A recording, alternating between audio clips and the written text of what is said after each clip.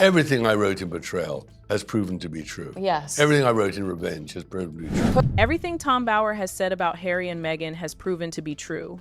And now he is saying that Harry and Meghan are in huge trouble. Here are 15 reasons why Tom Bower believes that it is over for them. When Harry and Meghan were still planning how they would leave the royal family, their biggest hope was Hollywood deals and sponsorships. They believed that once they stepped away from royal duties, Hollywood would provide everything they needed to maintain their lifestyle.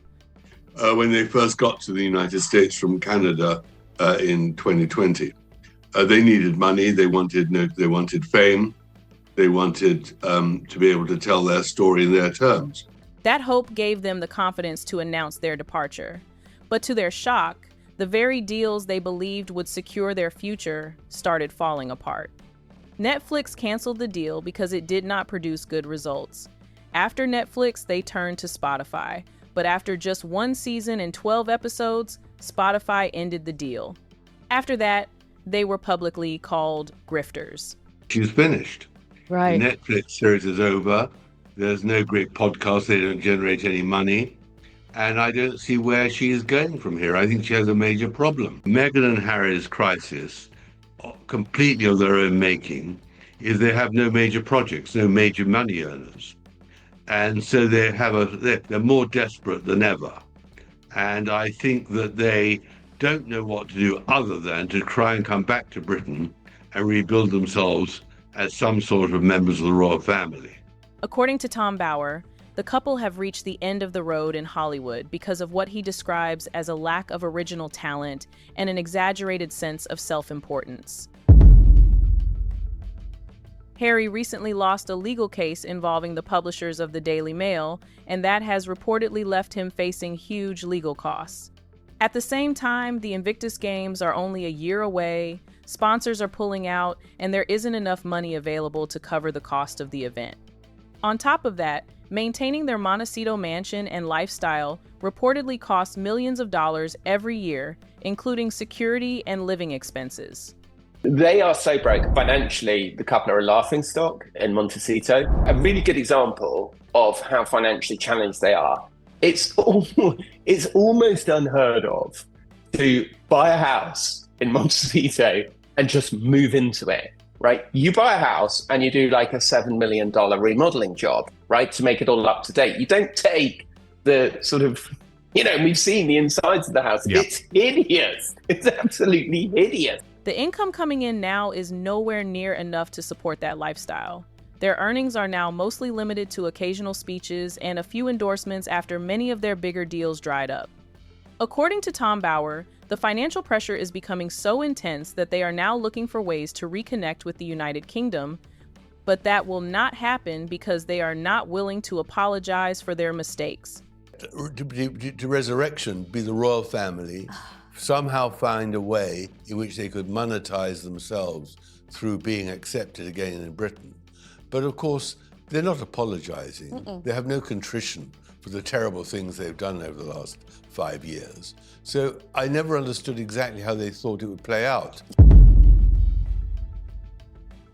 The Archewell Foundation started well, but over time, questions began to arise regarding finances and transparency. Some supporters reportedly became uncomfortable because they felt the charity was not being open enough about how money was being spent. Just as some sponsors stepped away from the Invictus Games, others also lost confidence in Archewell. This became another disappointing chapter in Harry and Meghan's post-royal life. Bower believes the foundation became more about appearances than long-term impact, and that damaged its credibility. Their Archewell Foundation has been declared delinquent by the state of California, meaning it is not in good standing as a charity and not permitted to engage in activities like raising and spending money, pretty much all you would expect a charitable fund to do. It is understood that the Archewell Foundation did not pay the necessary fees correctly and was unaware of the issue until the delinquency notice was issued. According to Tom Bower, Harry's public value has continued to decline. He has stepped away from charities like Sympathy following reported disagreements with the leadership, and now the Invictus Games, which remains his biggest public platform, is also facing serious challenges. Sponsors are no longer lining up the way they once did. Bauer believes the constant drama and controversy surrounding Harry have made donors and business partners think twice before getting involved. Instead of investing in projects connected to him, many are now choosing to invest elsewhere. I've always wondered what the end game of Harry and Meghan's life would be. And I think we're now edging towards the chapters of the decline, because the pristineness has now gone. And that's rather interesting. Harry believed that after leaving the royal family, he could always return whenever he wanted. But according to Tom Bauer, that bridge has now been burned. Years of public disagreements, tensions between Meghan and Prince William, and a tell-all memoir that spared nobody have created divisions that run very deep. According to Bauer, the damage accumulated over the years has become so severe that rebuilding those relationships now looks almost impossible. So I think it's the royal family versus the Sussexes. And today, the royal family won. But in the end, of course, you can easily say nobody's won, because this battle in public is a catastrophe for the royal family. And that has been hugely damaging. The couple promised they wanted privacy when they moved to California, yet they continued using their royal connections while also publicly attacking the institution. Bauer believes they ignored the spirit of the agreement they made when leaving, and instead chose to profit from the attention surrounding the royal family. As a result, resentment has continued to grow, making reconciliation even harder. The problem is that they betrayed, that they actually, in the end, ignored the agreement that they settled on, because allegedly they're going to California for privacy and to leave the royal family. They've done the exact opposite. But I think part of the problem has been the weakness of the king. He should never have agreed for their children to get royal titles after the Queen's death. And he should have stripped them of their titles and actually made a declaration that they're no longer representatives or members of the royal family. Since leaving the royal family, Harry and Meghan have often benefited whenever the palace responded to their claims, because every response generated more headlines. But according to Bauer, King Charles and Prince William have now adopted a different strategy. Instead of responding publicly, they remain silent. That silence has made it much harder for Harry and Meghan to dominate the news cycle the way they once did. Without a response from the palace, many of their stories quickly lose momentum. I think the king right now, his best bet would be to distance himself completely, make it clear to Harry that the Sussexes are not welcome at all in Britain for a very, very long time. When Harry and Meghan sat down for the Oprah interview, many people sympathized with them and admired their willingness to speak publicly. But over time, that sympathy began to fade. According to Bauer, many people who once supported the couple have become tired of the repeated public disagreements and complaints. Those who once defended them are no longer as enthusiastic, leaving the couple with much less public support than they once enjoyed. My feeling is that the king might be slightly sympathetic, but it'll be stopped by William and Camilla. The one thing they don't want is Harry and Meghan parading together in Britain. This may be one of the saddest reasons. When Harry left the royal family, he believed he no longer needed the people around him. He drifted away from longtime friends, military circles, and many family members, leaving himself with far fewer support networks.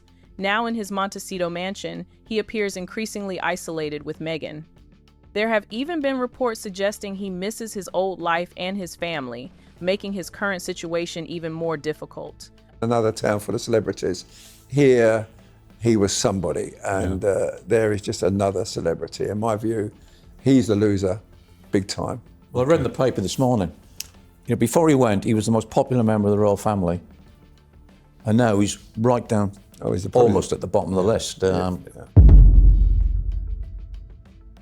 According to Bauer, almost every major announcement made by Harry and Meghan now seems to be followed by controversy. During their planned visit to Australia, there were reports of petitions opposing the visit, with some people objecting to public money being spent on security. Similar discussions surrounded Harry's recent visit to the United Kingdom. Instead of focusing on the purpose of the visit, much of the public conversation centered on controversy. These repeated headlines continue to overshadow the work they are trying to promote. And that is what's so extraordinary, the sheer hypocrisy of a man and his wife who preach and forget their own sins, which are documented in the books, in what I can only call a gripping narrative, a great story, a roller coaster. It really is an amazing story, but it really is. That is really what is the punishment of these people. It's the being such hypocrites. According to Bauer, the monarchy has continued successfully. Without Harry and Meghan, King Charles, Prince William, and Princess Catherine have taken on greater responsibilities, and royal life has continued. Bauer argues that instead of being remembered for their contributions to the institution, Harry and Meghan are now remembered mainly for their conflict with it. Nobody ever asks them, do you regret having lied to Oprah Winfrey? Do you regret having lied on Netflix and all the magazine interviews? Don't you see what a terrible mistake you've made? Bauer believes Harry's greatest strength has always been the fact that he is Prince Harry. That royal identity opened doors around the world. Without it, Bauer argues, Harry has struggled to build a completely independent public identity. Much of his recognition still depends on his royal title, making it difficult for him to create lasting success away from the monarchy. According to Bauer, audiences eventually move on. Harry and Meghan's story no longer attracts the same level of excitement it once did. What was once headline news has become just another story for many people. The public's attention has shifted elsewhere, making it much harder for the couple to generate the same level of interest. He behaves like a child, in fact almost like a baby, and William is not a baby or a child. He's grown up and he's responsible because he's heir to the throne. So we now want someone who is sensible, and Harry is absolutely ludicrous, sticking out his tongue, playing with somebody who is very fat and pushes her back and forth as he hugged her. Harry's legal battles have created additional pressure on both his finances and his public image. According to Bauer, these court cases, combined with the continuing distance between Harry and the royal family, have created a difficult situation for the couple. The recent legal defeat involving the Daily Mail publishers has only made matters worse, leaving Harry facing significant financial pressure, while some of his closest associates appear to be distancing themselves. And if he loses the Daily Mail case, it'll be even worse, because he'll then be like Andrew, branded as a liar, that his evidence wasn't honest and sincere. So he has huge reputational problems.